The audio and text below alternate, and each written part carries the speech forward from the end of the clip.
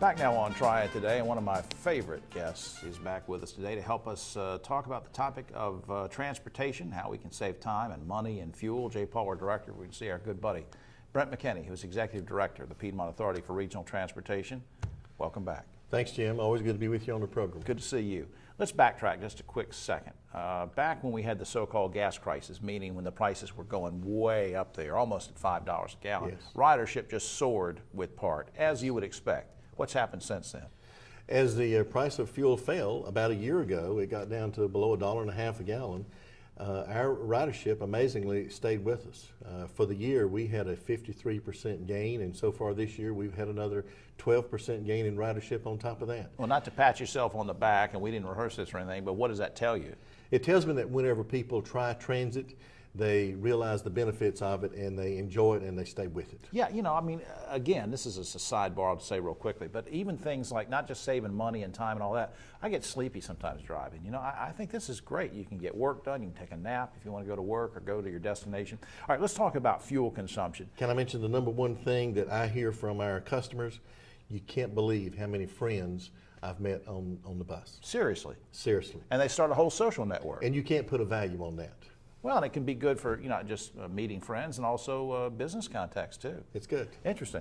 All right, let's talk about fuel consumption. How can PART riders, people that get on the, you know, ride the PART buses, how does that help with our fuel consumption problem? Well, last year we had a reduction in fuel consumption of about 530,000 gallons over what people would have consumed had they been driving mostly in their vehicles alone.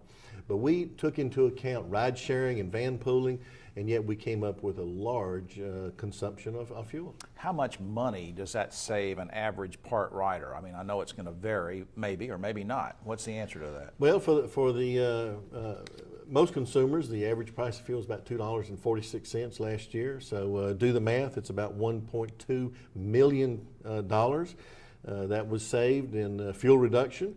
And we think we know where that money is. Yeah. It's in somebody's pocket out there right now. Yeah. Well, you know, let's talk about the global issue here, foreign dependence, or dependence on foreign oil.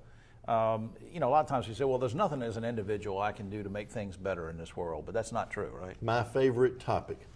Every year, our country purchases 72% of our fuel from other governments.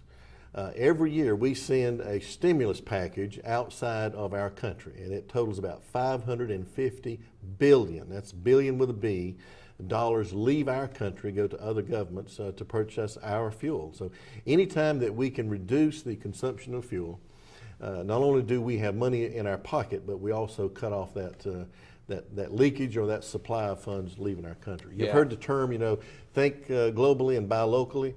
Well, it's time that we did that for our fuel as well. Oh, you could run for office with that slogan, couldn't you? I've been trying to get him to run for office anyway.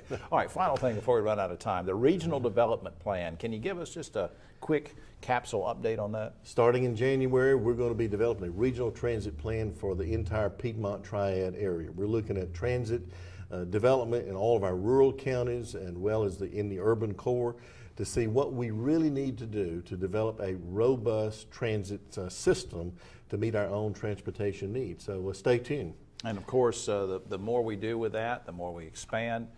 And look, this economy isn't going to get better overnight. And people are already saying, look, if I'm lucky enough to find a job, it might not be where I live or in my neighborhood. So once again, that can help with the economy by having you guys out there, right? Jim, we think that by developing a regional transit system that will meet our travel needs, that's going to be good for all of us. Yeah, well, I tell you, you're doing a great job over there with PART, and I tip my hat to you. And here's something we want to share too, the website on PART. Go to that, and it'll tell you all about the schedules.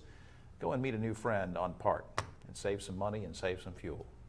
Our thanks to you. Thanks, Brent. Thank you, Jim. All right, we'll be right back after this.